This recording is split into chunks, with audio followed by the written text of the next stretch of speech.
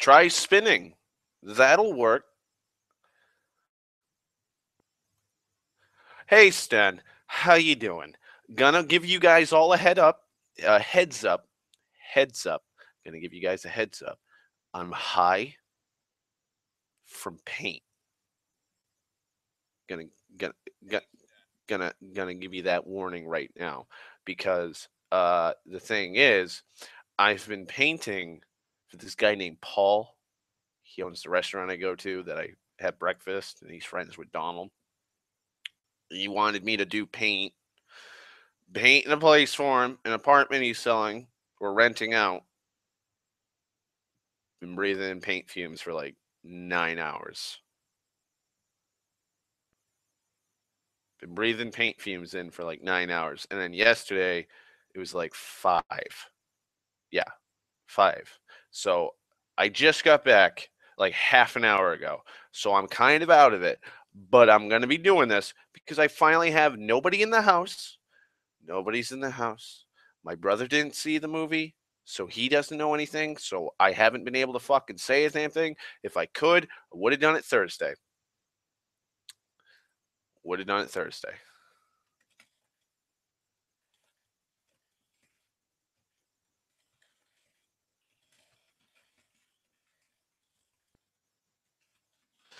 Okay. So went to see it Thursday. Thank you, really early showings. I got the 9 o'clock showing. Don't have to wait for that fucking midnight premiere anymore where I am. No. So I'm gonna do some backstory first. I'm gonna give you guys some backstory first. And for some reason, the hopefully the poster does not look like utter garbage to you guys. Doesn't look utter garbage to me. Might just be the quality of my stream because I'm watching myself just in case. So, anyways,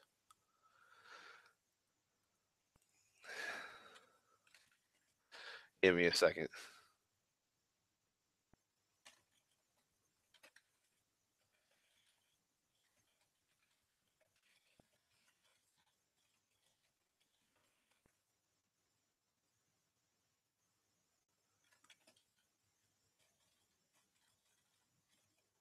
Uh,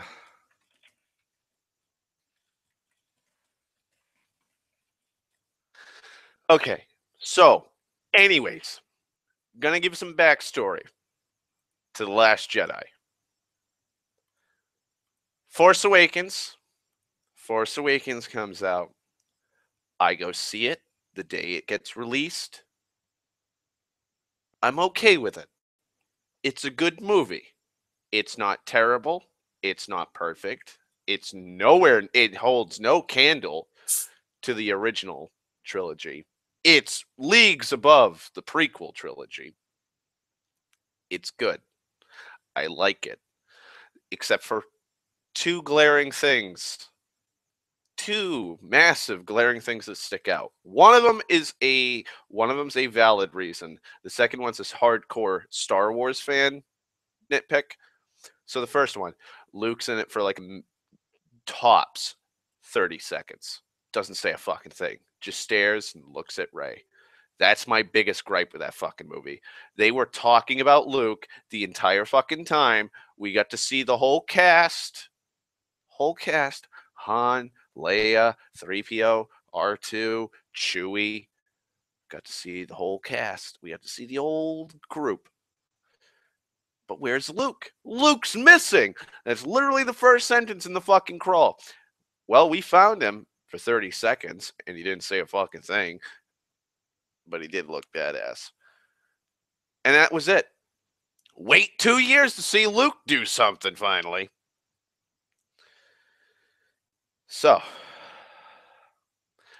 waited I have, because I am a major Luke Skywalker fan, on top of Darth Vader. But Luke's my homeboy. Me and him go way back. Really love Luke. Luke is the quintessential protagonist and that's saying something. He is what every hero should strive to be if you're writing or doing a script or anything. Luke is the perfect template. He is. In the original trilogy, Luke is probably the best thing about the original trilogy, barring Darth Vader. He is the best thing in the trilogy. He has the most conflict because it's his story. He has the best fight scenes, I think, in the whole of Star Wars for the most part. Empire, Return of the Jedi, wink, wink. So he's just amazing. He's awesome. And I understand people might be going, "Oh, well, he's a Mary Sue." No, no, he's not. He's really not. Like the most Mary Sue thing he does is say that he could, bullseye womp rats on Tatooine with his skyhopper when they're talking about the Death Star trench run. That's the only Mary Sue thing he ever does in that fucking movie. Like he's in a world, and I have to go on this tangent for a second because I hate when people say that certain characters in movies are Mary Sue's. I mean, Ray is. I will say Ray's a Mary Sue in some regards, like flying the Falcon. That's something. But here's the thing: I've seen people bitch that Luke just knows instinctively how to use a blaster and he can hit someone. I'm gonna pause it to you because we all live in a gunpowder society. If I handed you a gun off of a soldier and told you point and shoot, you'd know how to point and shoot. You'd know how to hold it. You know where to pull the trigger. You know that you have to aim it, and you'd probably fucking hit someone. Like and you wouldn't even know how. You wouldn't even need gun training to know how to use a gun. That's how ingrained it is in our culture. Star Wars is the same. Blasters are the common weapon of the fucking galaxy. We even see Luke, if you've seen some shots in some versions of Star Wars, Luke has a blaster rifle. He has a fucking rifle on his sand speeder. So, of course, he already knows how to use a gun. Plus, he's a farmer. He has to defend against Womp Rats and Tusken Raiders and Bantha. Bantha are the worst. They are the worst threat to the Lars homestead. But, anyways, had to get that off my chest. So, anyways, yeah, Luke is awesome. Been waiting 2 years to see Luke. Been waiting 2 long, agonizing years. Saw a good movie, then Rogue One comes out, and that's just god awful. I don't care what the fanboys say. Oh, and Rogue Jawas. You gotta fucking watch out for those little pricks, because they'll steal everything that isn't bolted to the ground. So, Rogue One came out. That was horrendous. I don't care what the fanboys say. Rogue One was shit. Rogue One is shit. It is. The only and I'll say this, there's two little nuggets, two little kernels of corn in that turd that I'm actually like, yeah, that was pretty cool, or that was pretty good. K2, the Imperial droid, and the Darth Vader hallway scene. That's it. Those are the only two good things. I mean, Tarkin's CGI isn't as bad as everyone was saying it was. The Carrie Fisher one is, though. But that's it. Darth Vader in a hallway fighting rebels, and K2 a robot. Those are the only two good things out of that fucking movie. The rest of it is just utter garbage. Did not need to be filmed. Waste of cinematography. Now comes The Last Jedi.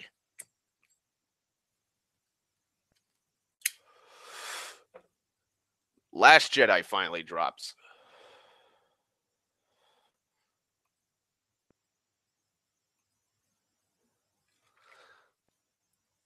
Give me a second. One of my friends is saying I'm one of those because I said I'm doing a review of The Last Jedi, which I went to go see with her.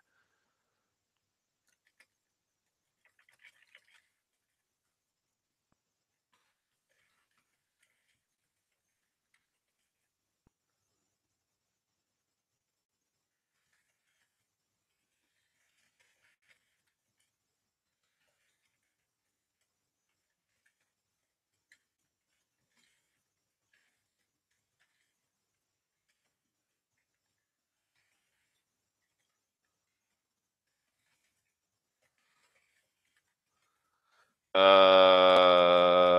we go. Okay, so Last Jedi drops. I go see it.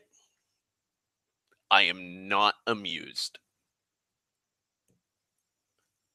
Not amused. For non-spoilers, for the non-spoiler people, not amused. It's. I was just telling my brother this. Out of the two new movies, I like Force Awakens more than this one.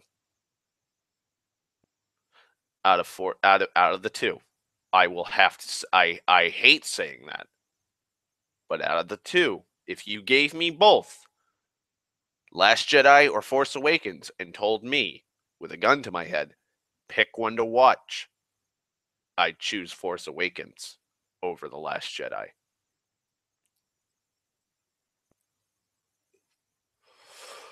So that's your fucking, that's that. That is that.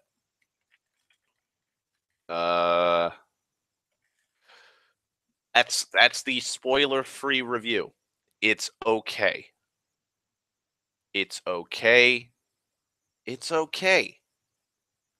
I think Force Awakens is more enjoyable and better. Sorry. Like, that's it. Sucks. It sucks, and it pains me to say that because, God, I can't get into it yet. Like, I'm waiting for fucking. I'm waiting for my fucking high to kind of temper down before I fucking flip up the spoiler warnings, spoiler alert thing.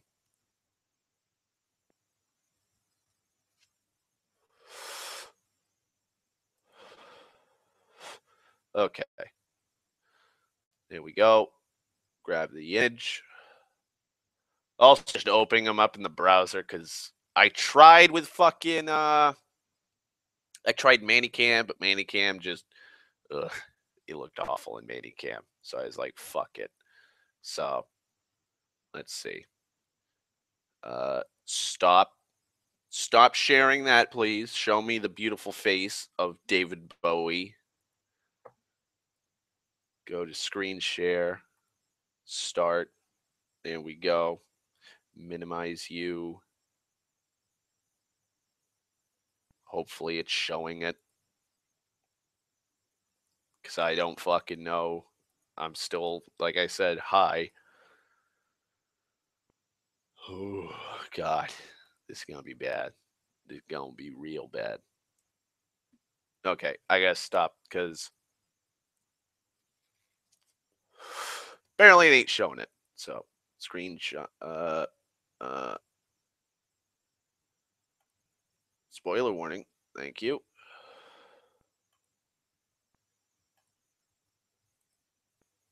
Screen share. Start screen share. Present to everyone. There we go. There we go. God, all I can taste is fucking paint and I can smell it. Bad. It's real bad. Okay, so that's freaking the fuck out on me. Like, I don't know why. Come on.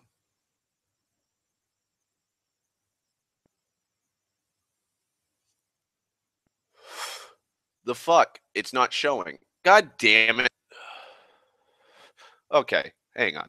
Because apparently this one ain't going. Gonna have to get another one because apparently that tab's not fucking working for screen share. Why, I don't know. Come on. God, fuck paint. Fuck paint. Like, I'm not in the mood. Just in a bad mood. And I gotta work tomorrow. No. Like, I'm charging my fucking phone and I'm gonna tell Paul I ain't working tomorrow because I can't see straight. I couldn't see straight the whole fucking time.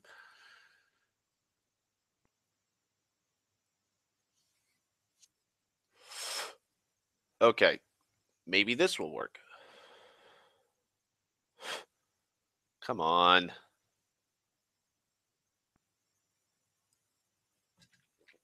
Okay. View image. Close that tab. Yeah, this is the one I was using last time when we did Blade Runner. Oh, happy day. Stop. Thank you.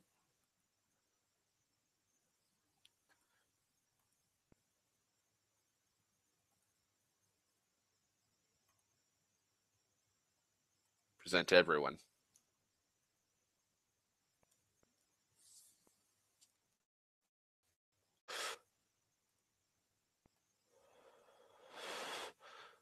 Okay. Awesome. Okay, so now it's working. All right. Go back to my fucking. Okay, back to my train of thought. So,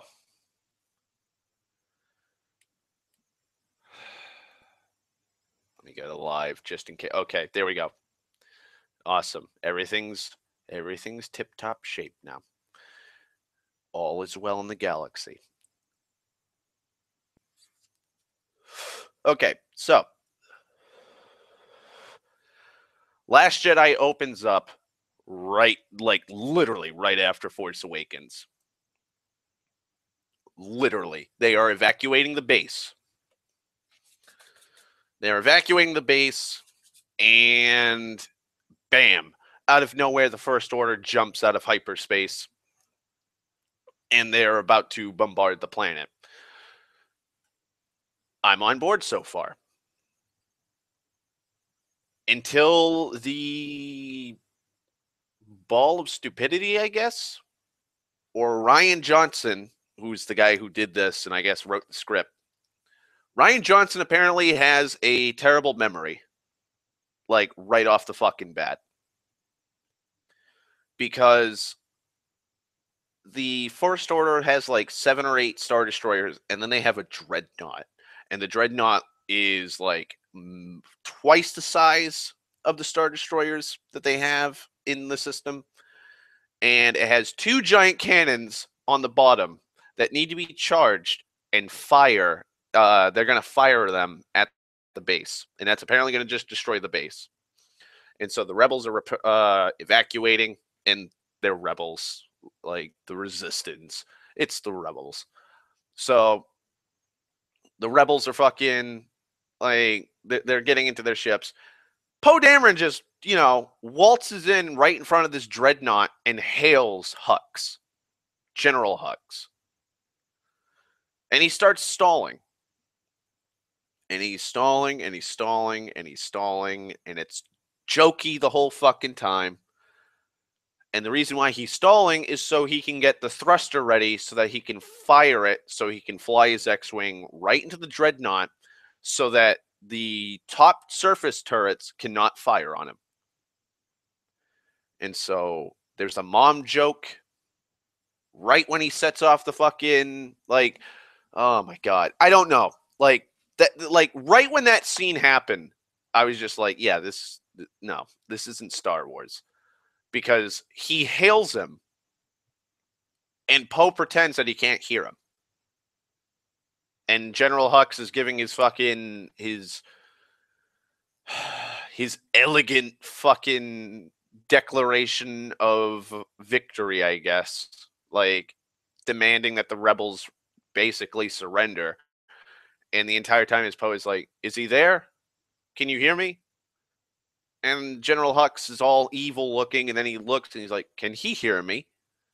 And they do this for a good solid minute. And so I'm groaning and rolling my fucking eyes at this scene. Because it's like that. Really?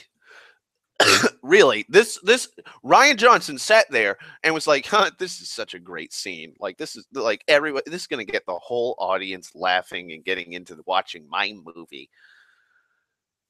And then after this whole ruse has happened, Poe fires the thruster, and you'll see, and you've seen it in the credits or the trailer, the 2 trailers for the fucking movie, where you see his black X-wing with the fucking back thruster, and he just zooms right through to the surface of the fucking dreadnought, and he starts blowing up the surface turrets. And as he's blowing them up, Leia is telling him, like, stop, don't do that. Like, we need to evacuate. And he's like, this is the first, like, this is a dreadnought. If we blow this up, like, you know, we gotta blow it up. Just cause it's Star Wars. We gotta blow shit up. And she's like, no, get the fuck back to the fleet. We're gonna keep going and we're gonna evacuate and we'll live another day. Poe's like, fuck that.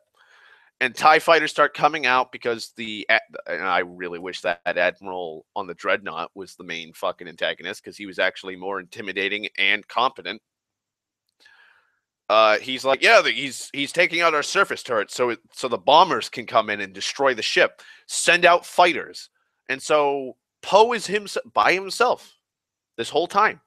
Like the first 2-3 minutes of this fucking dogfight is just Poe flying around, zipping past turrets, blowing them up, and TIE fighters flying around him, trying to get to him.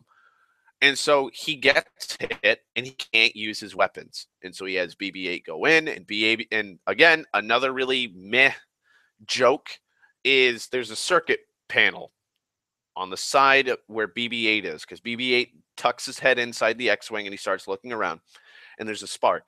So he puts his finger on it like it's a fucking leak, and then it sparks again.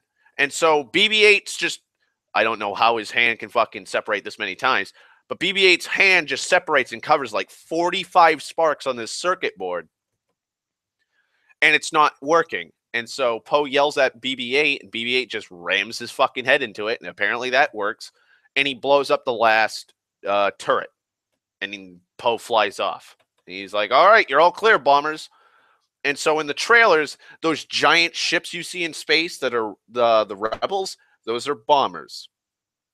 And the reason why they're shaped that way is because they have nothing but giant fucking bowling ball sized bombs hanging down, like hundreds of them. And so they're just, they're just chilling there in space, waiting. And when Poe gives them the all clear, they slowly start lumbering forwards with some updated A-Wings, by the way, updated A-Wings. And basically the starfighters defend are escorting the bombers, and so they have to take out the TIE fighter fleet that's swarming them. And we just see bombers just blowing up left and fucking right. You might notice something that I haven't mentioned yet, and you might have the same question my brain had during this whole thing. There are like 7 or 8 Star Destroyers, and then a dreadnought that's like 2 or 3 times the size of these fucking things with 2 massive cannons that's going to try and blow up the base, which it does, but everyone's evacuated. And so during this, the Admiral orders the guns on the dreadnought that destroyed the base to be aimed at the main flotilla of the Rebels.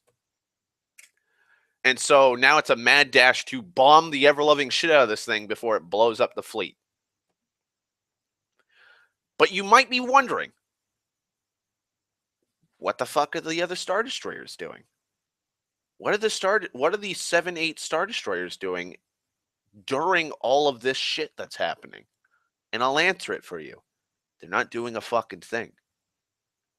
General Hux is bitching and complaining about how one small one-man fighter is able to dodge all the turbo lasers on the top of this dreadnought.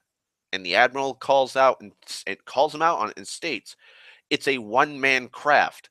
It's too small and too fast for the turrets on the surface of my ship to take out. He is taking them out so that bombers can come in to blow me up. And Hux does nothing. And the other 6, 7 fucking Star Destroyers just sit there. They don't fire a single fucking shot.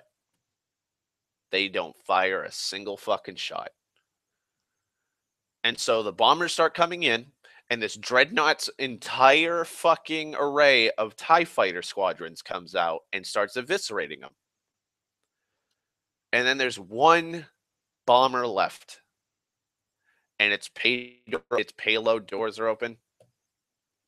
And here's another thing that makes me go, wait, what? So there's a catwalk at the bottom where the door opens for the bombs to go out. There's a catwalk between it.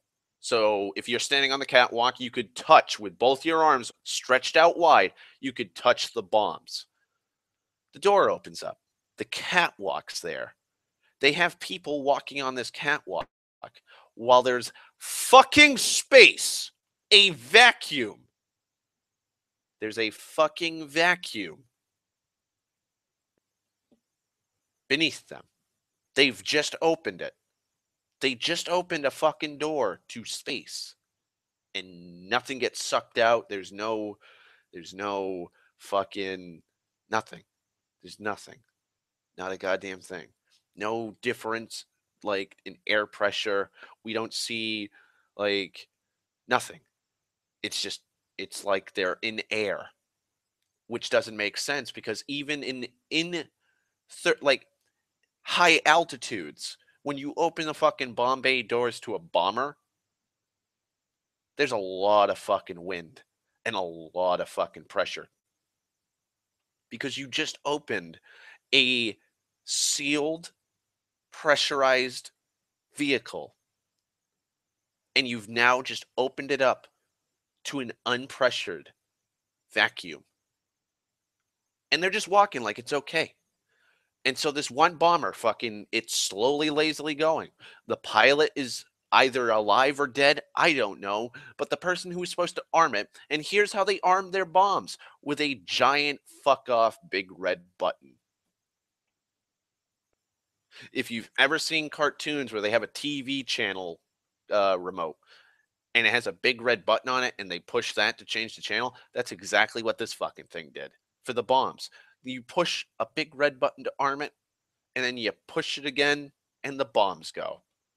And so apparently, the person who was operating this, I don't know how they died, but they did. But they armed the bombs, and then the rebel we're following climbs up to grab it, and that's when the ship is struck, and she falls down onto the catwalk, mind you, total full Earth-like gravity, falls, and then she wakes up. And with the amount of time and effort put into showing this arduous, this deadly life or death situation with this rebel, she kicks the fucking ladder because there's a ladder going up to the top deck, and the remote is sitting on the lip of the fucking ladder rung, and she keeps kicking the fucking thing and kicking it and kicking it, and Poe's screaming like, "Let's go! Drop those fucking bombs! God damn it! It's gonna blow up the fleet!" Instead of her climbing up and just pushing the fucking thing, she just lays there and kicks the ladder like 7, 8 times, and finally, it falls. And there's this kind of gasp moment because the fucking remote's falling, and it's like, oh no, it fell out of the bomb bay doors. But no, she catches it. And she has this golden half moon medallion. It's like one half of a yin yang symbol. And she holds onto it. She pushes the button, and all the bowling balls fall out of the ship. And it just one bomber here now. This is my criticisms for this entire fucking situation, this entire scene, because I'm counting this as all one scene. Giant space battle, beginning of movie. That's the one scene. This shows you just how bad Rian Johnson is, or at least I think Rian Johnson is at this fucking thing. So he has Poe talking, pulling a "can you hear me now" moment. Then Poe is able to single-handedly take out all the turrets on a top of a fucking Star Destroyer that's or Dreadnought, 3 times the size of a Star Destroyer, able to evade practically all of the fucking TIE fighters attacking him. Then they send in a flotilla of bombers to bomb this thing back to the Stone Age. We just witnessed a rebel kick a fucking ladder a dozen times to knock a fucking big red button controller off the top rung when she could have easily just climbed up to grab it. Now here comes the stupidest fucking thing to Rian Johnson's writing. That one bomber's payload was enough to blow up the entire dreadnought. I will repeat that for the people who just went deaf from the stupidity of this statement. The bomber had enough in its payload to completely destroy the dreadnought. And there were like 12 of these things sent at it. So now I have to ask, what was the point of sending 12 bombers? What was the if one bomber was had enough payload and enough ordnance to wipe out a ship thousands of times its size? The fuck was the point of sending the other 11? Fuck if I know. Also, the Star Destroyers aren't firing upon the Rebel flotilla. They're waiting for that dreadnought's cannons to charge. And this dreadnought goes up like a fucking tinderbox. Because apparently they hit it at a weak spot or something. Because when the bombs fucking hit, the bombs are exploding as they're falling. Like as the explosion's going on at the surface of the ship, the bombs are falling into this massive explosion. And it's like, what? And Hux is just staring there and like just going, well, they blew up the fucking dreadnought. Then he looks and you see the rest of the fucking. Also, that rebel dies, by the way, because like we were so invested in her kicking that ladder and grabbing that fucking controller to push the button to drop the bombs. But then Poe and the rest of the starfighters join up with the rest of the fleet and they just jump into light speed. And then we see a scene of Leia sitting there like Abe Lincoln going, "Oh no, all those lives lost to take out that dreadnought." And she slaps Poe because Poe's an idiot and he's a hothead and he totally just, killed a fuck ton of people for no goddamn reason. Fucking Christ. And that's the opening. That's the opening to the movie, folks. Just a bunch of questions as to, wait, what? And huh? What? But that doesn't. What? That's all I kept doing inside my head while watching this fucking thing. So anyways, the fucking rebels escape. Hux is we pull a Darth Vader moment with one of the admirals from the original movies because Hux had apparently stated to Snoke that he was going to wipe out the rebels. And then one of his subordinates goes, "Shall I ring shall I ring Supreme Snoke?" And Hux is like, "No, I'll take it in my private quarters." And immediately we get this giant floating holographic head of Snoke, and he's like, You motherfucker. And apparently he is so strong in the Force, he is able to fucking floor him. Just floor him. And it's like, wow, okay. And Snoke's just, berating the fuck out of Hux for being a fucking idiot. It's like, the fuck did you do that for? Why didn't you it is Hux's fault the rebels get away, because if he didn't just sit there and watch a dreadnought get blown up and fire at the fucking fire at the flotilla of rebels, the movie would have ended.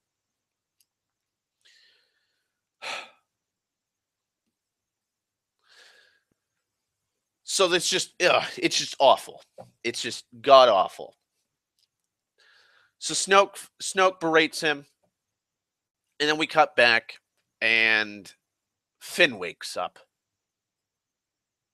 Finn just starts panicking, and he's got water bags all over him because I guess Bacta. We gotta allude to the original Empire with Luke in a Bacta tank. So Finn wakes up and he just starts wandering around the fucking station, like the ship, with just Bacta leaking out of these sacks all over his body and tubing. And Poe's like, "What do you mean, BB-8? What do you mean Finn's walking around leaking?" And then he sees him walk like near the hangar, just aimlessly walking as if he's in a daze. And I'm sitting there going, "Wait, there's people running around and walking behind, like all around Finn this entire time. Nobody realized, hey, that's Finn." Like the dude that got a fucking lightsaber cut across the spine, who's been like recovering. He's walking around now. He woke up from his fucking coma. Maybe we should bring him somewhere to get clothes or try and fill him in on what's happening or see how he is. No, we'll just, like, nobody notices until Poe does.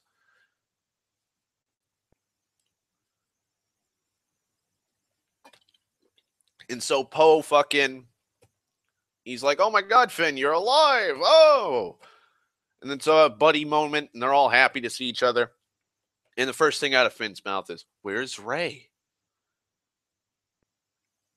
Cut to Rey on Octo, as they call it. Like, and okay. Now, here's one thing. Here's one gripe I have. This actually got my audience that I was with to gasp, not in amusement or anything, but in shock. So at the end of Force Awakens, we have Rey holding Luke and Anakin's lightsaber out to Luke. This movie opens up with her doing the same thing. And what does Luke do? Well, you've seen it in the trailers. You see his robot hand and shit, and he grabs it, and he grabs it. But in the movie, he grabs it, looks at it, tosses it right over his fucking shoulder. Tosses it right over his fucking shoulder. Just nope. Nope. The fuck is this? I don't want this. That's basically how he acts. The fuck is this? Tosses it over his shoulder and just walks away. That made the whole audience gasp.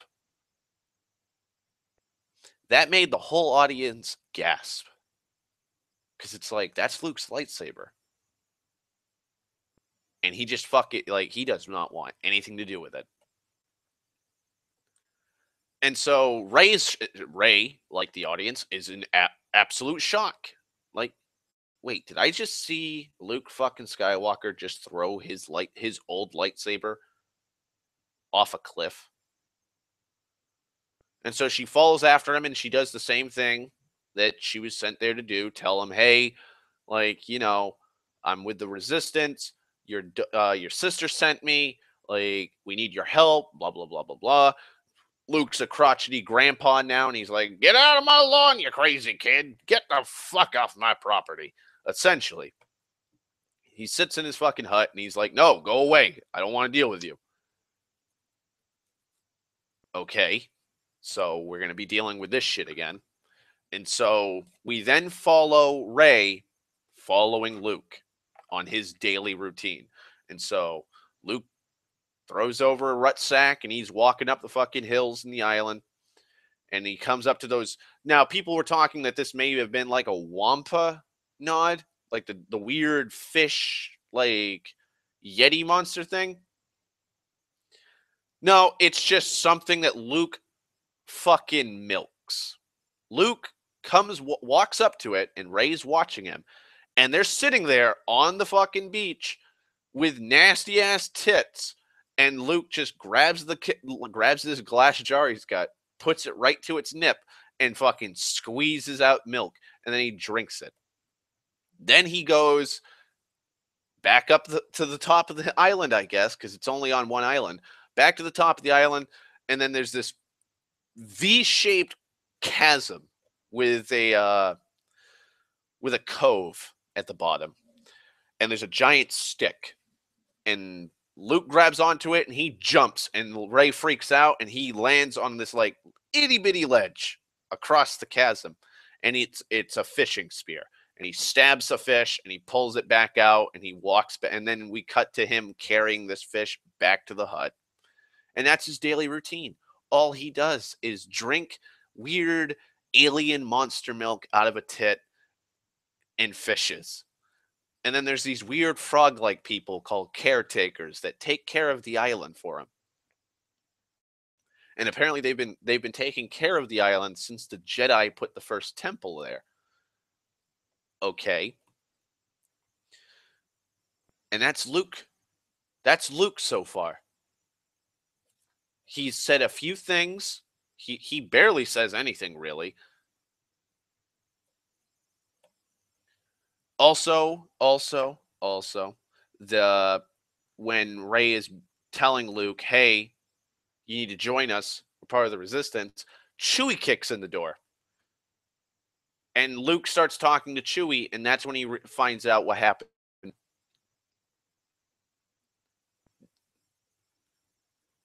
Doesn't do a fucking thing for Luke. Luke's still gonna stay on that island. Luke's just gonna stay on that island and die there. Which he says. He literally says, I came to this planet to die. I am the last Jedi. It's time for them to die. And that's it. Like, end of point. Like, I ain't going anywhere. I'm staying on my island and just dying. I got plenty of monster tit milk, and I got plenty of weird alien fish to fucking hunt. I got a little stone hut. I got a little pot to piss in. I'm fine. I'll grow out my fucking weird hermit beard, and I'll wear my weird clothes. I'm done. That's it. Leave me alone. Also, I will mention the Porgs. Fucking adorable. I like the Porgs. We do get a scene where Chewie apparently somehow was able to just skin one complete to the point where, like, its legs and shit, like, it just looks like somebody just took all the fur off of it and cooked it without the head. I don't know how Chewie was able to manage that, but he's cooking two of them, and there's a bunch of Porgs sadly looking at their dead friends and relatives, and Chewie keeps trying to scare him off. And Luke apparently is able to sneak onto the Millennium Falcon, and he's looking around and he's reminiscing about, like, yeah, he's eating it like a stereotypical chicken, like you see like a rotisserie chicken in like cartoons and shit, where it's like the whole chicken with the legs and shit still on, feet and all. Like, that's how it was. But Luke's reminiscing, like, wow, yeah, I had 3 good movies with this bad boy. And he finds, and I've never fucking seen him. So Ryan Johnson added this into the movie to be a quote unquote plot device. A pair of gold dice hanging on, I guess, the rear view mirror of the Millennium Falcon's cockpit, because Luke pulls them right off and he puts them in his pocket. And he's like, I'll remember you, Han, by your gold dice that I've never seen. I'll keep them with me always while I sit in this island and live out the rest of my days in exile.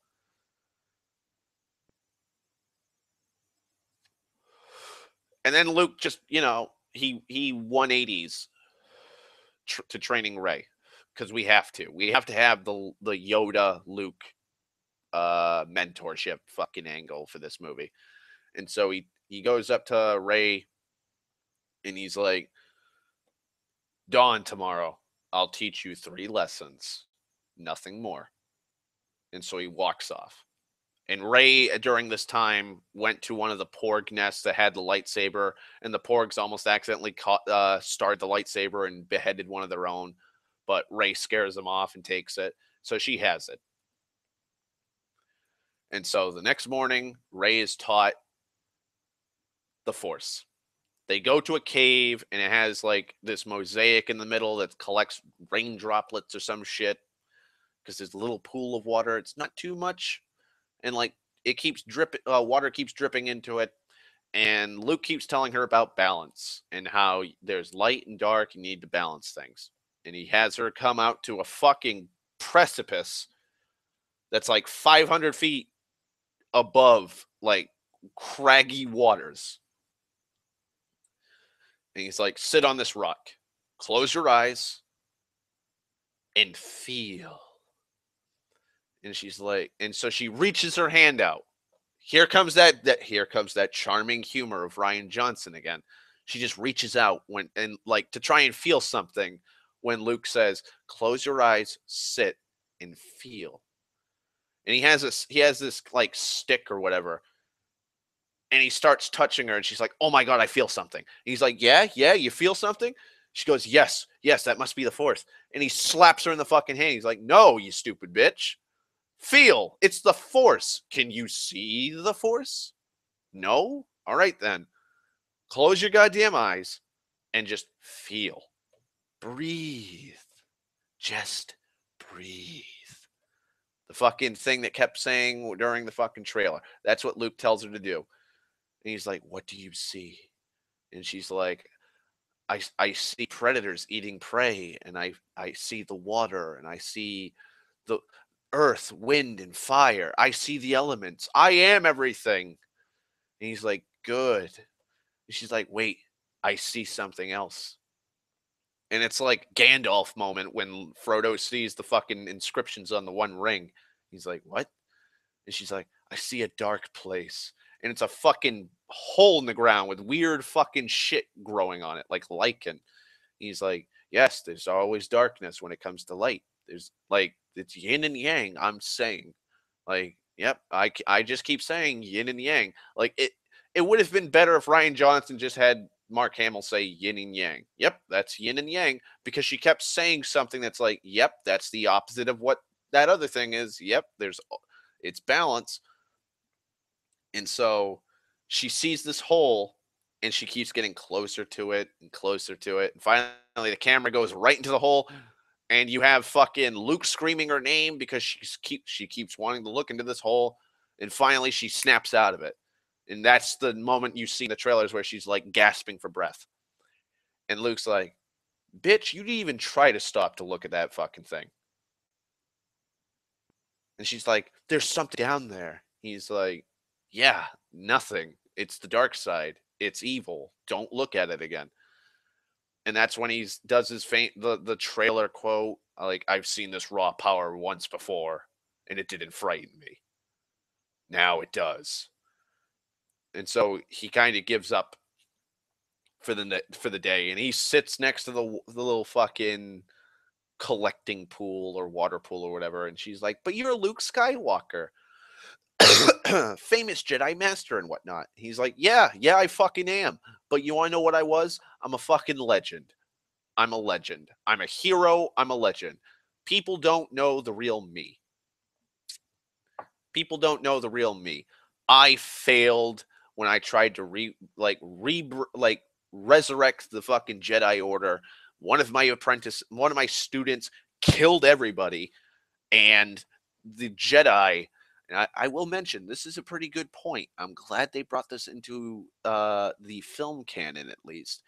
Luke points out the hypocrisy of the Jedi and how all of their failures and all of their hypocrisies have caused nothing but destruction, pain, and woe. And she's like, but they're the Jedi. They're the good guys. And Luke just completely smacks that down and goes, Darth Sidious was able to fucking sneak into the fucking Republic and take it over and wipe out the Jedi because they're they're just hypocritic. They're hypocrites. Like, they're hypocrites. Like, and he even calls him Darth Sidious. And I was like, oh, wow. I'm surprised they didn't just call him the Emperor. So I guess Luke, I guess that means Luke has seen, like, some of the older archives. And so we have the Obi-Wan, your father was a good friend of mine moment with Luke. where he starts telling her about how he sensed the evil, the darkness in Ben Solo.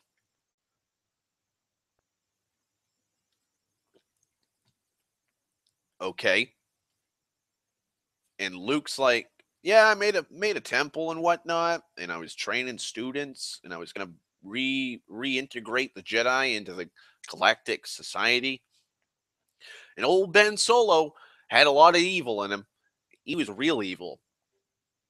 And I'm gonna start jumping around a bit for the plots because there's three plots essentially, well, four plots essentially going on. I'm going to deal with what's going on with Luke. I'm going to do the background with Luke and what happened with Luke. Then I'll do the Kylo Ren shit up to a certain point because it ties into what's going on with Rey. And then I'll deal with the Rebels and shit after that. So, what happened to Luke's Jedi? Well,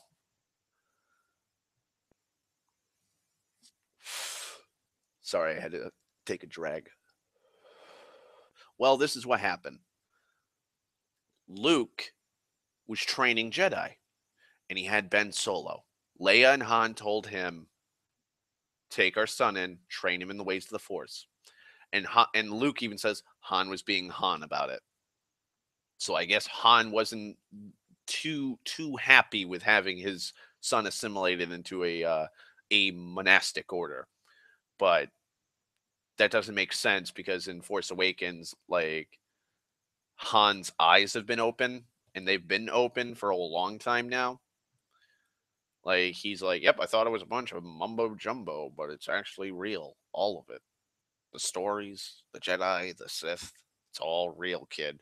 Like, so, I don't know.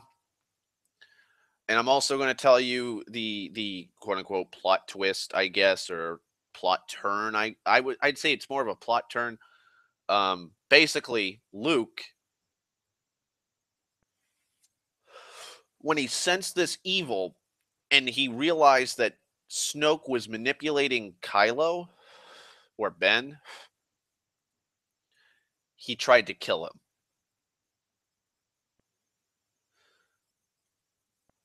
So here's where this big question comes in. Luke states that he was gonna. I can't be mad at Luke. I can't be mad at Luke at this in this situation because Luke is trying to rebuild the Jedi Order, and he knows how it fell. It fell because one of its own turned on everybody. And now he's sensing that his own nephew may do that. And he even states in the movie, I wanted to nip it in the ass before it got out of hand. So he went to Ben's hut, ignited his lightsaber, and was about to kill his own nephew to protect the Jedi Order. And he even states, but it was a flash. It was pure instinct. I was that overly protective of the Jedi Order that my instincts took in. And that's when, bam, the shame came in. That I was willing to kill a child. And I stopped. But the thing is, his lightsaber was still ignited. And Ben woke up and sensed his feelings that he was going to try and kill him beforehand. And so Ben used the Force to grab his own lightsaber, and he tried killing Luke. And that's when Ben turned and started wiping out the Jedi. Because Snoke planted the seeds of like, oh, probably like, oh, your uncle's going to try and kill you because you're too powerful and stuff. And so after that, Luke just gave up. Luke has forsaken the Force. And it's even stated in the movie that he has actually cut himself off from the Force.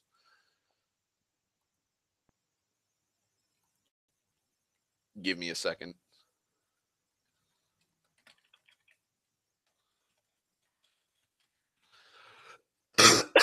Okay.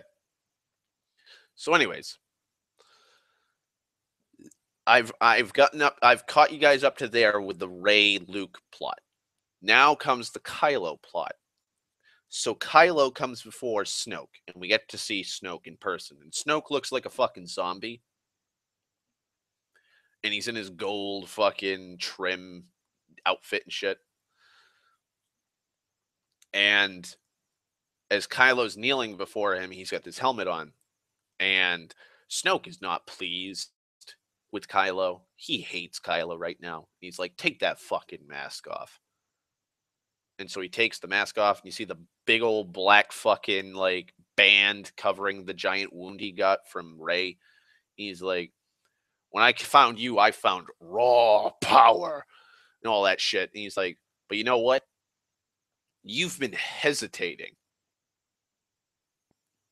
You killing your own father has made you conflicted.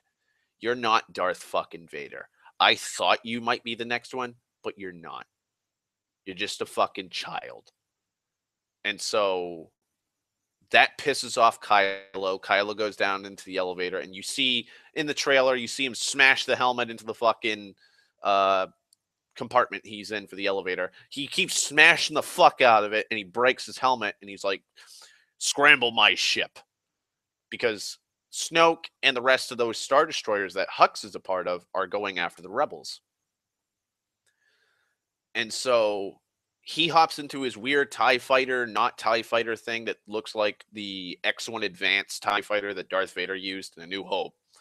And they are able to successfully track the rebel fleet through hyperspace, which apparently isn't a thing yet. It's never been a thing, apparently. You can't track someone in hyperspace, but they do. And the fleet is almost out of fuel. They have enough for one more jump, and that's it. And once they do, they're out of fuel. And bam, comes the giant fuck-off flagship that is Snoke's with its flotilla of Star Destroyers complementing it. And they just start wrecking everything. They blow up everything. Kylo fucking flies through, and you've seen the trailers with him flying around attacking Home 1. It's not Home 1, but it looks like Home 1. And then the scene where you see Leia in the bridge, and then you see Kylo, and he's got his finger on the trigger. Well, what happens is he doesn't do it. He can't kill his mother. But two TIE fighters that are escorting him do. They blow up the bridge, and everybody on the bridge gets sucked out. So they have pressure. Now, catwalk with a bomber, no extreme decompression. There's no extreme decompression on the bomber with the catwalk when they open it up. Nothing. But when the bridge gets hit, it sucks everybody out. Akbar is dead. The rest of the fucking no-name red shirts are dead. Leia gets sucked out. And you see Kylo crying because he's all sad that his mom's dead. And he flies off, and they start attacking. They just go off to keep fucking with the rebels. And so shit's gone tits up.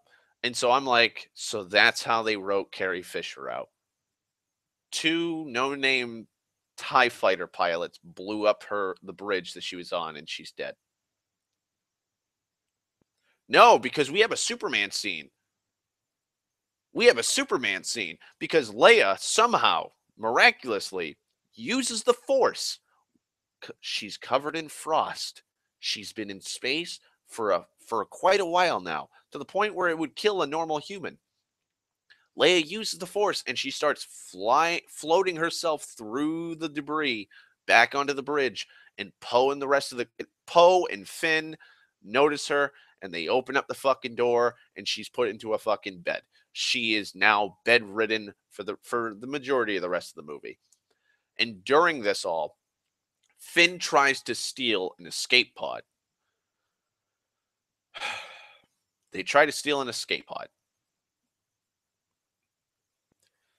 And that's when we meet Rose, the new chick in the cast. And she tases him because she realizes that Finn, the hero, isn't a hero, which doesn't make sense because the movie is taking place right after Force Awakens. Right after Force Awakens. But Rose is talking about Finn as if it's been weeks or months. And she's like, You're the defector from the First Order. You helped get onto the Starkiller base. You helped blow it up. You did this and that. Oh, you're the reason why me and my sister enlisted in the Resistance. And I'm like, wait, like the movie just kicked back right after because the fleet is going to wipe, like the fleet in Force Awakens is going to wipe out the rebels. And we find out that her sister is the unnamed bomber, like bomber rebel that pushed the button to deploy the bombs. And she's really sad that her sister died. And so, like, I'm going to tase Finn because he's trying to get, like, Finn's whole reason is valid. I'm trying to find Rey. She's a force sensitive. She's looking for Luke Skywalker. She has a beacon because Leia gave her a beacon. It's like this weird wristwatch that's glowing blue and blinks. And Leia has the other one. And Finn has it now. And so when Rey is done with her training or finding Luke, she's going to push the button to track that beacon that Leia has to go back to the fleet with Luke. And Finn's reasoning is sound. It's sound. I need to go find Rey with this tracker and warn her that the rebels are being slowly followed right now by the Empire. Like the First Order is behind us. They are bombarding our ships. If she warps out of hyperspace right here, right now, she'll be killed. Luke will be killed. Chewie will be killed. R2 will be killed. I need to warn them so that they don't fall into a trap. Zap. Nah. I'm not gonna help you warn the chick that we just sent out to find the missing Jedi master we were looking for the last movie. No.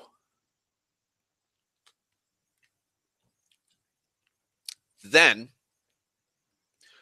with Leia out of commission, the chain of command falls to pink-haired lady.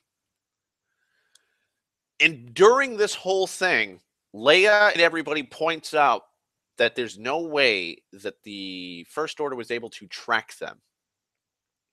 There's no way that they could have tracked us.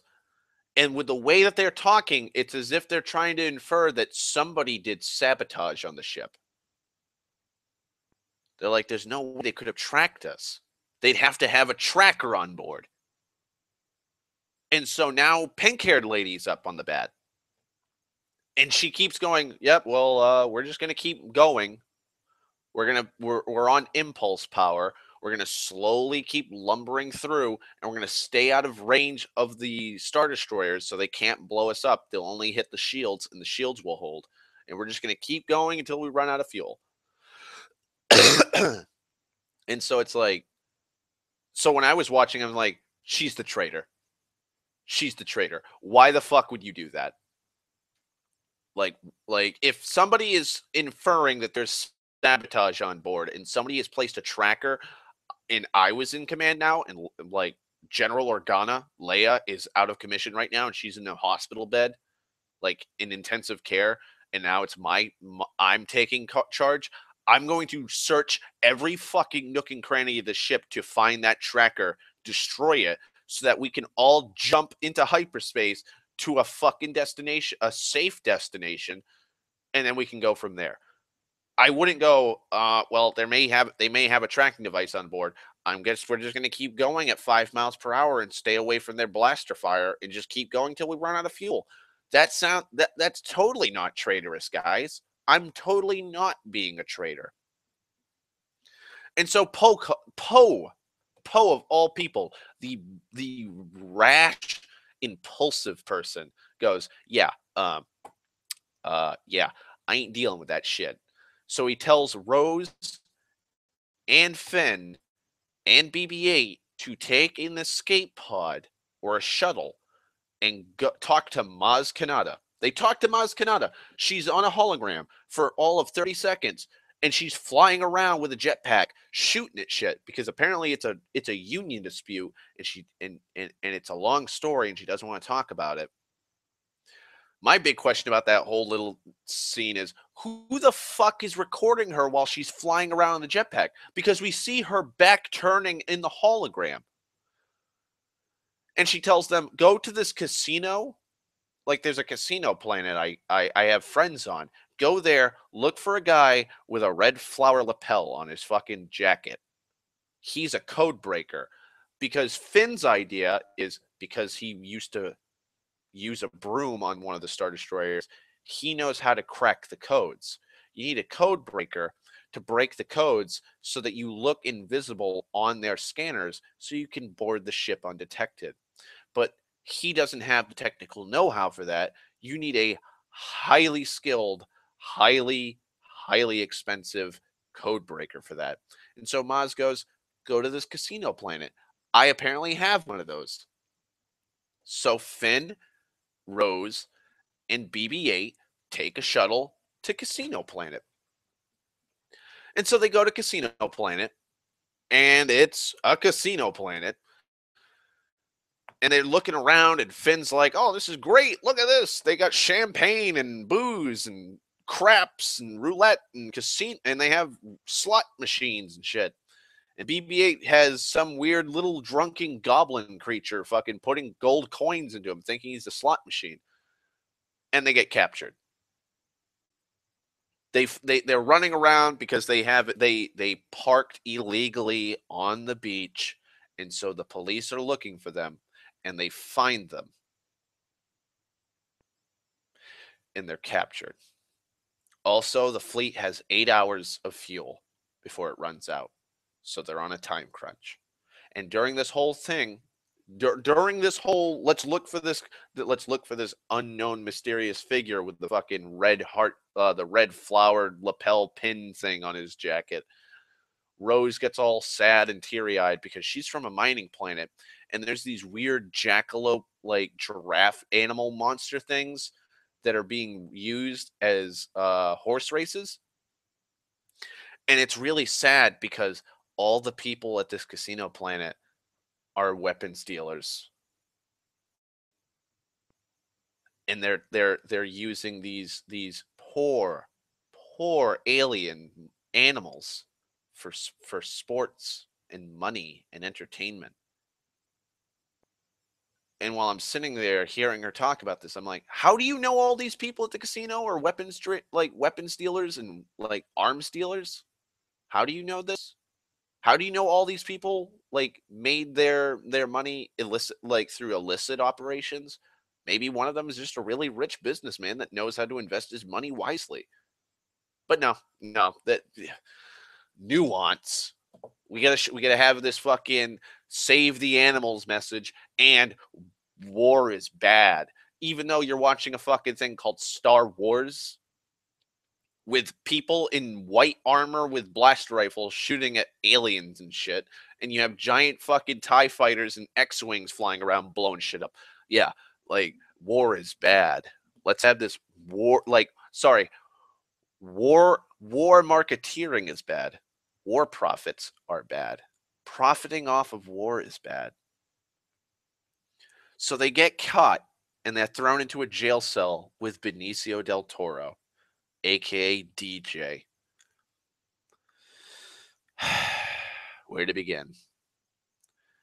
Finn's got the right idea because they're both him and Rose, for whatever fucking reason, are talking as loud as they possibly can about we need to get that code breaker so we can break into that Star Destroyer so that we can save the Rebel fleet because we're part of the Resistance. And DJ's like, you guys need a code breaker? I'm a code breaker.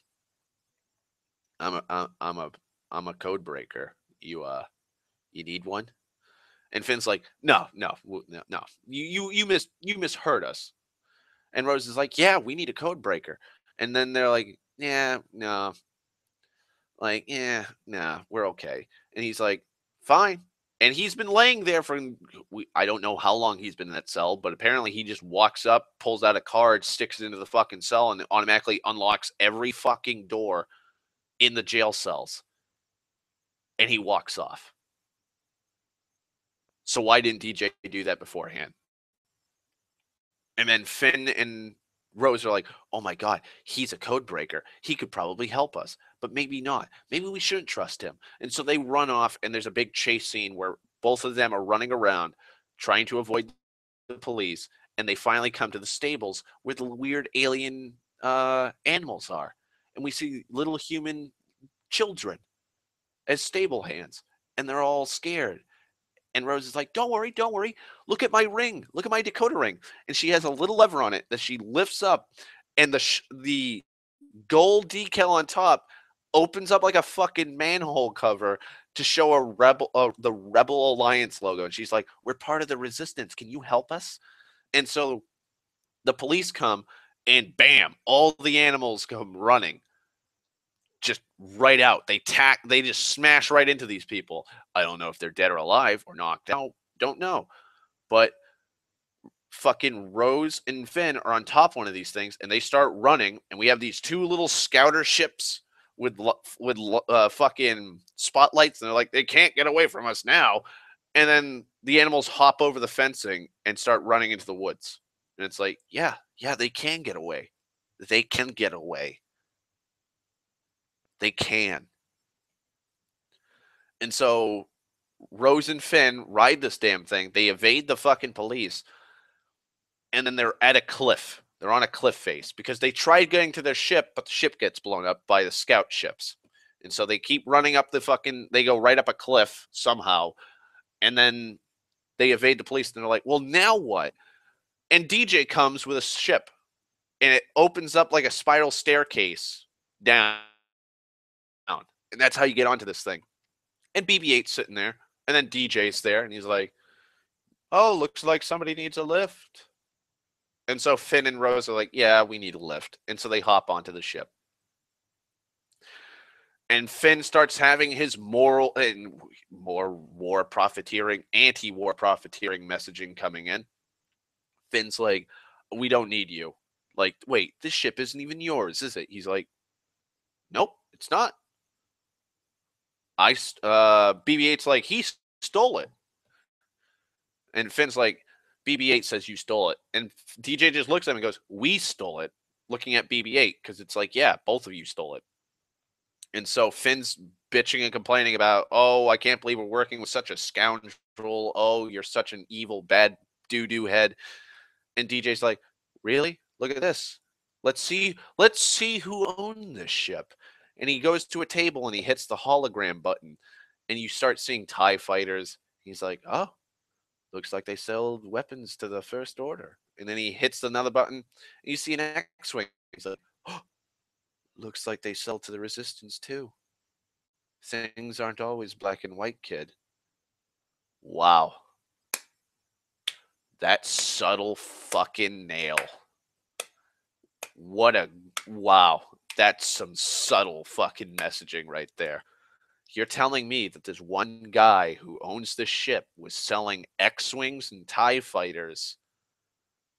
Are you, wow. Gray? Wow. The world is gray. Thank you for opening my eyes, DJ. And Finn's like having this crisis revelation on his face, like, wow, I didn't know the world was black and white. I mean, I was a stormtrooper in the first fucking movie and defected, so that means I'm not evil. Not all stormtroopers are evil. We can defect. Like, Jesus Christ. Jesus Christ. And so so they they decide to have DJ help them get on board Snoke's capital ship. And I'll end that. That's plot B so far. Plot C, Kylo Ren. So oh,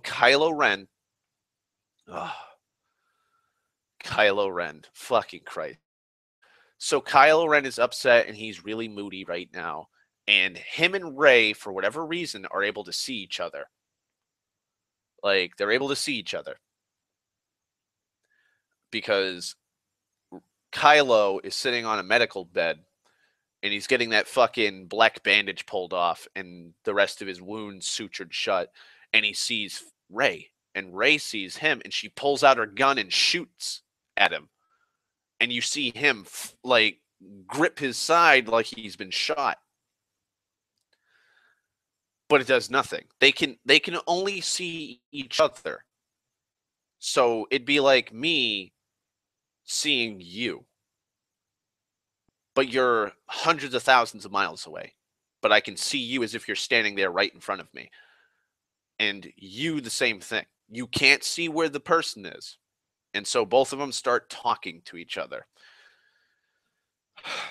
And so Rey's calling him a monster and evil and a doo-doo head, and he's really bad for killing Han Solo. And Kylo Ren's being the moody emo he is, where he's like, I did it. Kill the past. Kill the past, and you have nothing hanging over your head. Or whatever the fuck it was that he said. And then the second time it happens, Kylo's got no shirt on, and she's like, "Can you please put something on? I'm getting too turned on by this." And he's like, "No, I'm just gonna keep talking to you shirtless." And he's like, ask Luke what happened that night. Did he tell you? Did he tell you what happened that night at the Jedi Temple?" And like Luke's first story was, "Oh, well, I was trying to help Ben, and Ben grew out of control, and he tried killing everybody, and he did." And then Kylo tells her during all this, like, "No, he was trying to just straight out fucking kill me. He's a monster. Like, you better not trust him." And then finally, that's when Luke's like, "No, I tried. I wanted to kill him to stop it, to save the order, and then I hesitated, and I realized how much of an awful human being I am to try and kill my own nephew, let alone a child." And when I had come to that realization, Kylo had already woken up and he was staring at me, and he had sensed my intent to kill him, and he defended himself. And so he fell for Snoke's fucking ploy because he believed that Snoke was right and I was wrong. And so they finally get this understanding of how they're two lonely souls in the vacuum of space, and they need each other because they're nobodies. And so that's it. That's it. That's it for the Kylo Ren plot thus far. Then it all comes to a head. Rey gets some like, and now here's one of my biggest gripes thus far about the movie. Time. We don't know how long it's been. We don't know how long Luke was training Rey. We don't. With the way the movie is showing it, it's like she was trained in the 8 some odd hours that the rebels were on the like on the lam. He taught her all kinds of shit. But that can't be. And so Rey gets some training. She tries to tell Luke, like, "Come with me." And he's like, "No, I'm going to die on this fucking rock. Like, I'm staying in this island. I'm staying here. Get off my fucking lawn." Oh, also, I have to mention the tree everyone was talking about. It holds the original books of the Jedi Order. That's it. That's it. That is all. And so Rey says, "Fuck it. YOLO. I'm pulling a Luke with Yoda." And Luke thankfully doesn't go, "Wait, Luke, you can't. You have to finish your training." He doesn't even say a fucking thing. He's just like, "Yep, whatever." And so she goes with Chewie and Porgs now. There's Porgs fucking everywhere in the Millennium Falcon now. There's an infestation. Oh, that's right. Thank you, Sten, for reminding me.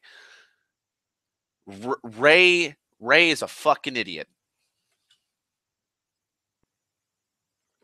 Rey is an idiot because she goes into the hole. So she wants to know what's in that hole. So she hops into the hole and it falls right into a cove. And so it's this dark hole. And she climbs up it and fuck. And so she walks up to it and it's like a mirror. There's like this semi-opaque, cracked mirror-like obsidian shit on one of the walls of the cave. And when she walks up to it, she sees hundreds of herselves refracted through this thing. And she tries digging deeper into it and deeper and deeper and trying to go past herself. to see what's there, and she finds nothing. She like the whole point she went down there into the dark hole where the dark side was to find out who her parents were. She found out it was just herself. It was just herself. Also, she had visions during her training of Kylo because of the weird force bond they had. She has visions of him turning on Snoke and coming towards the light. And she keeps bringing this up to Luke. She's like, I felt the light in him. It's like you with your father, right? Like, we're bringing this whole thing back. I can change him, Luke. I can turn him. I can turn him back to the path of light. And Luke's like, nah, you ain't going to do that. There ain't no fucking way. That kid is so far gone, even I couldn't save him. And so, like, you know what? Fuck it. I'm going to try anyways. So her and Han and their infestation of porgs leave Octo. And they fly off to go to follow the tracking beacon. Then we have another scene with Luke. And he's coming, he walks over to that fucking tree that's housing the Jedi archives, and he pops a torch and he's about to burn it. And we see Yoda.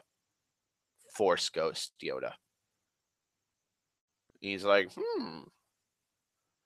Luke, Master Yoda, I've come to burn the books. Like, hey, Queen, I'm talking spoilers right now, so close your ears and go la la la la la la nonstop. And so Luke turns to him and goes, I'm burning the books. And Yoda's like, meh, they're a dry read anyways. And Luke goes over to the tree and he tries to set it on fire, and he's like, I can't do it. He hesitates. And then for some fucking reason, because apparently we need more force powers that have yet to ever been shown, Yoda somehow summons a lightning storm, and like the lightning strikes the fucking tree and sets it ablaze, and Yoda imparts his old moral fucking code of, like, you already taught her the Jedi way. You already taught her the Jedi way, so she already knows it. You don't need those books to teach someone in the ways of the Force. It's time. It really is time for the Jedi to die, or the old guard. And Luke's just like, "Yep, thank you for opening my eyes." And that's it. That's our Yoda cameo for this fucking movie.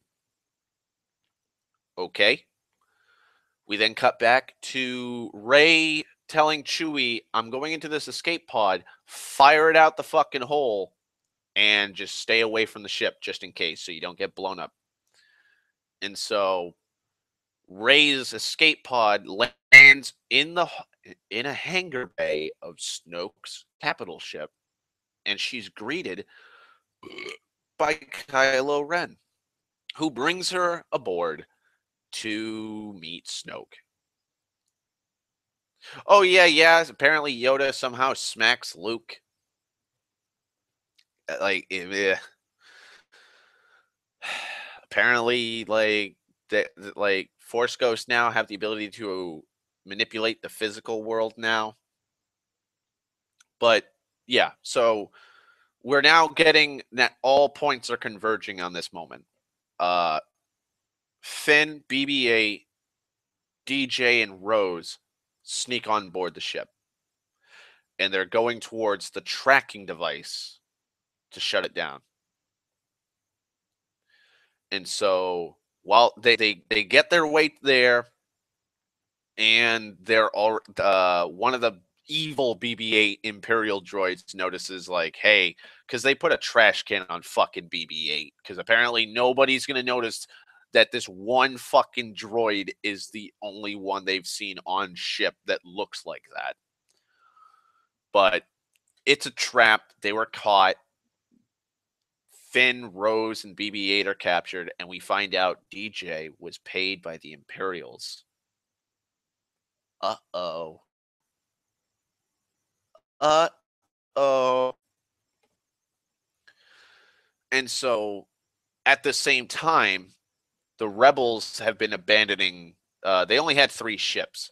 They had a medical one, and then they had like an armory ship, and both of those ran out of fuel, so they abandoned ship, and those got blown up by the Empire. And so now it's just Home One. And Poe finds a mutiny because he finds out the lady is prepared to handle escape.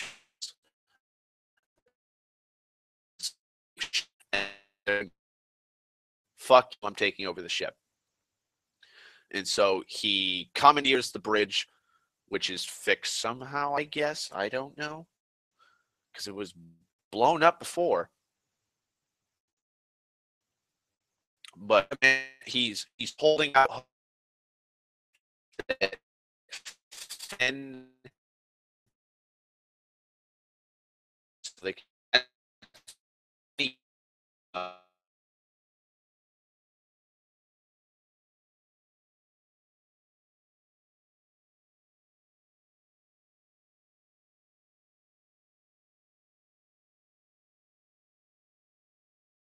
Leia and pink-haired lady had was they were going to divert all the people onto escape ships because apparently they jumped right next to a mining colony that used to be a Rebel Alliance base. Just a Rebel Alliance base. How fucking convenient. There's apparently a mining building. There's a mining colony. Fuck off, man.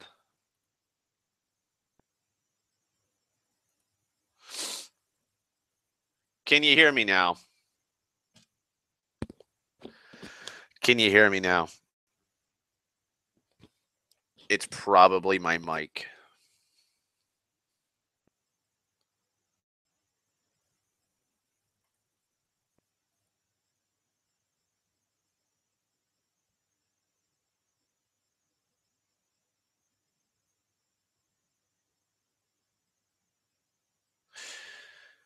Okay, Queen. Hopefully I sound better.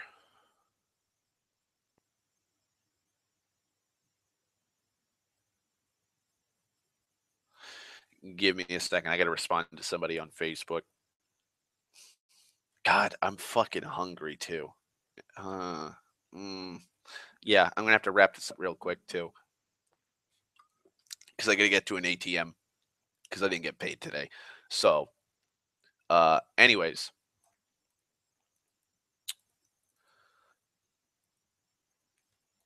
so conveniently, the rebels had a base on a planet that's somehow right next to them, and they have the entire fucking rebel resistance hop onto these ships, and they're going to go that way. Nobody told Poe. Nobody told anybody else the plan. Why, I don't know. And so pink-haired lady is going to command the ship and just keep on driving it. And they have it so that the ships are nice and secret, and they're under the radar. They're under the radar. Well, now, because Finn and Rose have been captured, and they told the whole fucking plan to DJ, the First Order knows that those craft are out there. And so they start blowing them up. Also, Phasma's back. She shows up right then and there to pay DJ. Like, this is the first time we've seen Phasma this entire movie. And the movie feels like 3 hours long. She just appears. Okay. And so, yeah, that's nice. We have Phasma again. And so we then cut back to Rey and Kylo Ren talking to Snoke. And Snoke's like, "Oh, you're going to show me where Luke Skywalker is so I can kill him and kill all hope in the galaxy." And she's like, "Nah, I'm not going to show you where Luke Skywalker is." And so he uses that force ability he has, and he throws her down onto the ground, and he had her lightsaber, and it's sitting right next to him, just a la the Emperor from Return of the Jedi. And he orders Kylo to kill her. And Kylo ignites his fucking lightsaber. And as Snoke is just rambling about how he's won, we see Kylo's hand moving, and he uses it to position Rey's lightsaber and ignite it and cut the fucker in half. Snoke is dead.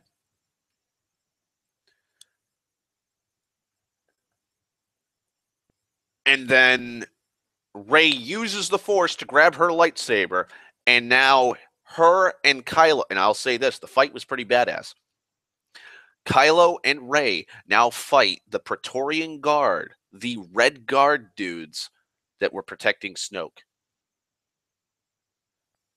Oh, yeah, that's the other thing. He shows her that the rebel ships are being destroyed, and he's like, "Your friends on the forest moon of Endor, no more. I've sent my greatest legions." It's like total Return of the Jedi moment. And so we have this badass fight scene between these like 6 Red Guard dudes, and then Kylo and Rey fighting. And so the whole thing, like all the red cloaks and banners that are hanging in the throne room or whatever are burning. Fucking Kylo's killing some, Rey's killing some. They're both helping each other out. And finally they've killed everyone, and it's just the 2 of them. And that's when Kylo's like, "Join me. We can create a new First Order. Fuck the Resistance. They're dead. There's like 30, maybe 40 left, and they're going to get wiped out. We could just make the First Order our own." And Rey's like, "Nah." And so they start fighting through the Force with Force pulls to try and take Anakin/Luke's lightsaber and use it to kill the other. And they pull at it so much it explodes into 2 pieces. So there goes the legendary blue Skywalker saber. That's destroyed. Rey takes that and leaves, and she's able to escape. Kylo wakes up with Hux, and Hux is like, "The fuck happened? Snoke's dead. What the fuck happened here?" And Kylo's like, "Rey killed her and knocked me out and killed all the Praetorian Guards somehow. Like, why she didn't kill me, I don't know, but I'm Supreme Leader, Kylo Ren now." And so he orders the complete annihilation of the rebels. And during this, pink-haired lady decides, "Oh, hey, I'm in a ship that can block all this laser fire. I'm going to turn it around about face, and I'm going to fucking ram the capital ship and give these rebels, like, a fighting chance." Good job on you, Rian Johnson. Again, for just forgetting, hey, we have a giant ship that can be used as a fucking wall. Like,